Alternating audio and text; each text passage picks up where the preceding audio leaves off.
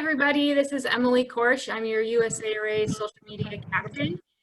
We're here with Team Slick City at the Sleep When You're Dead 12-hour multi-sport challenge. They just finished. And so we're really excited to hear from them about how the race went. So Team Slick City, would you just introduce yourselves?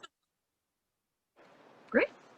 Yeah, so my name's Rachel Abler. I love adventure racing, and I try to include as many people as I possibly can.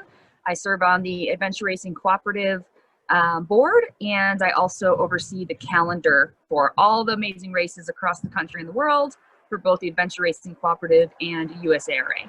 And I was thrilled to kind of ask these ladies to come and race together. So, yeah. Awesome.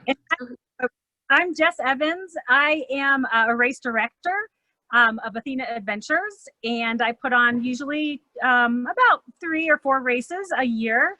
Mm-hmm. And I've also been adventure racing for 10 years, and I've been doing expedition races which is a multi-day race since 2017. And I met Rachel she did some of my races, and then we were on the ARC board together, and we just decided to start doing stuff together and decided to do this race, and it worked out marvelously. And I'm Kate Macklin, and this is my very first in-person adventure race. Before this, I've done some of Jess's on your own races, which was a good primer, but I'm thrilled to have done my first race and a really fun and hard one at that. Super. Well, congratulations on your finish. Can you tell us how you did, and did you clear the course, what your placement was, all the details? Maybe we should start with how it kind of started. So the race we did was race director Katie Farrington and Never Summer Productions puts on amazing races involved with the Rocky Mountain Adventure Series, and pretty well known for including some great challenges in the races to kind of help spread teams out, so it's not a mass start of everyone just following the same people around. Mm-hmm. So this challenge was kind of it was Sleep When You're Dead, October, Halloween themed. So this was you had to transport a marble, which was someone's soul, using coffins, which were these little channels, if you will, and we, between the 3 of us, had to cycle through. And well, we had a great plan, but we were the last team out of the gate. So that was okay. And then we kind of started our trek a little more frazzled than I think we wanted. Who was on nav for that? That started with me, and then I passed it off to Jess. Nice. Yeah, so we the first in this race, as I think Kate mentioned, was an incredibly challenging one. And sometimes with permits and things for races, that there's limitations. We've had quite a lot of wildfires in Colorado recently, and so the race had to be put together within 3 weeks. And normally, how far in advance do you plan your races? Usually a year.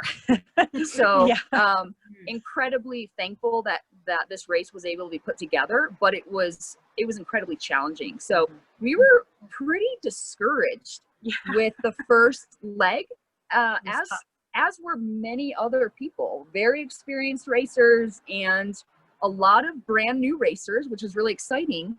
A lot of excitement around adventure racing right now, but this overnight races are tough. 12-hour races are tough. This one was especially. When you say challenging, do you mean like very physical terrain, really difficult navigation? Like what was involved in the big challenge? Most of this was the navigation was very challenging. There was a lot of trails on the map and a lot of trails that weren't on the map. And so you really had to know where you were. And some of the trails were just this tiny single track that would suddenly disappear. And so you really had to know exactly where your location was and not rely on the trails to help you find yourself. So now really hard. There was I think the physicalness was, there was some hills and there were some difficult climbing, but mostly it was the navigation that was Mhm. really pretty tough. And then of course it was at night, which makes navigation even more challenging. Right. Yeah. What were your strategies for navigating at night? Like, how did you adjust your approach, in the dark? Well, first off, we are not very good at doing pacing in the dark. We forget that, at night take smaller steps. It's harder to judge pace, that sort of thing. So our regular 100-meter paces is probably 200. We thought we were at, wait, how do I explain this? It'd be probably backwards. We thought we were at Backwards. 100 and we're at 50. or Yeah, something, exactly. something like that, yeah. Everything was further than we thought it was, just because it's so hard to judge at night. Mhm. Just getting off the bat, your adrenaline's going, you're ready to just get going. And as we said, we weren't the quickest out of the gate. So we were trying to make really quick decisions, which we know better. And, we've talked about it. But you still kind of fall into those things of if you're not taking a moment to kind of think, pause, come up with your strategy, you can make mistakes that can be really costly. And so, yeah, the first leg was pretty discouraging because there were a couple checkpoints that we thought we should be able to find and we couldn't. And we spent a lot of time on it. So we kind of just said, okay, there's a lot of race left. Yep. There's a lot of checkpoints left. Let's go get those ones. Let's move on. And we did, and we felt good about it. And then we did the bike, and we cleared that bike leg. Yeah, the bike leg went very well. We got all the checkpoints. We got a little turned around at once, but really we were on top of that leg very, very well. And then the next leg was also a bike, right? Yeah, the next one. So, and that one was pretty easy as well. And then, well, the end of it wasn't. The end of it wasn't. The end of it was really tough. It was all easy until it suddenly wasn't easy anymore.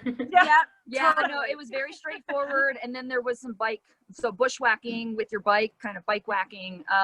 And we came to a point where, excuse me, we came to a point where there's still a good amount of race left. How much time and energy are we going to spend on this 1 point, 2 points that we can get 6, 7, 8 others? And I think that we were talking with some other racers.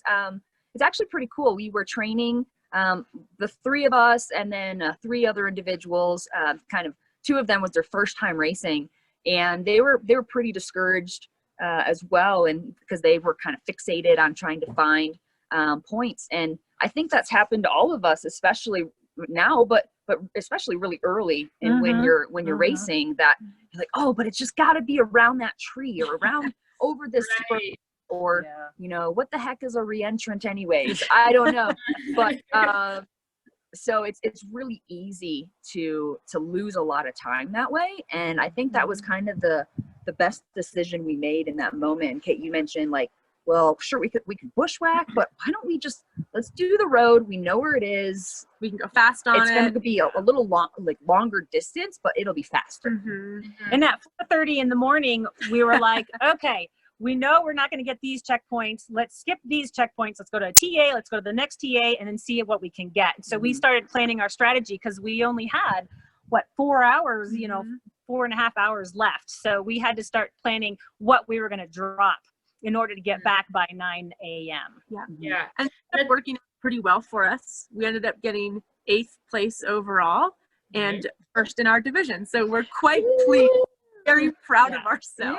We're so excited. To start off, I think just kind of, start off out of the gate, maybe kind of a thought or something for new racers or anyone that's kind of getting discouraged is, it really doesn't matter where you're at most any given time.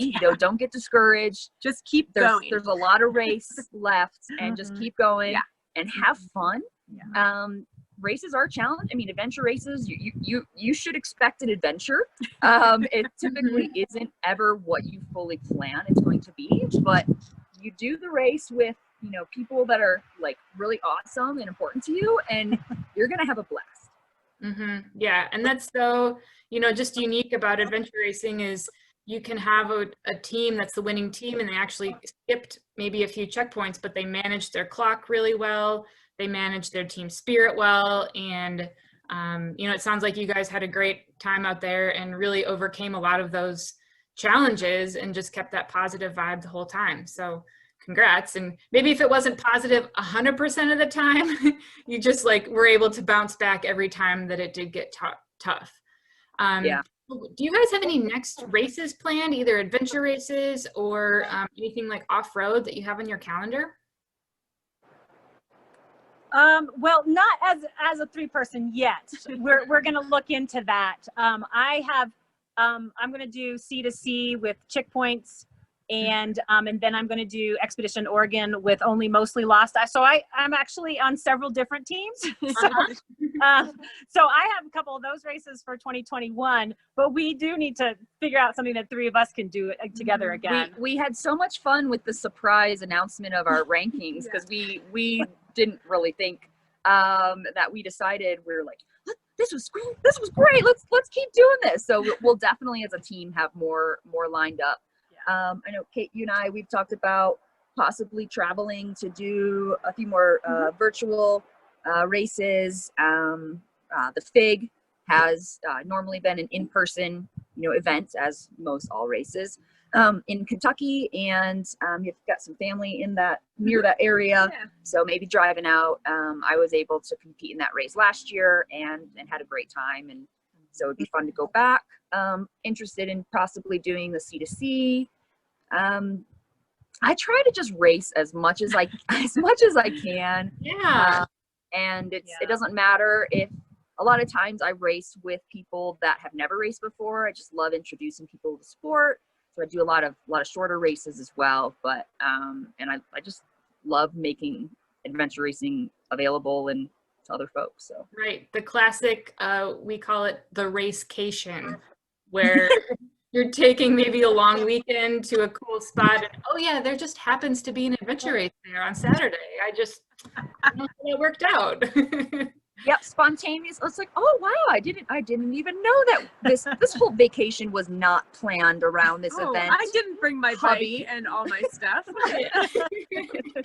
Yeah, that's great. So as we're wrapping up here, are there any shout outs or any people that you'd like to thank at the Sleep When You're Dead adventure race? Oh yeah. Kick it off. Katie, Katie Farrington, she's amazing, just for doing so much for the sport and for keeping this event going. I think there was, I don't know if it was her largest enrollment to date, but she had 76 racers. Now that is almost unheard of in Colorado. We don't have that many racers here. Right. She's like, there's so many people adventuring, just come race, just put it together. But yeah, and all the volunteers, that's actually how we met. When I'm not racing or there's races that I don't feel like I'm ready for, longer races, I love to volunteer.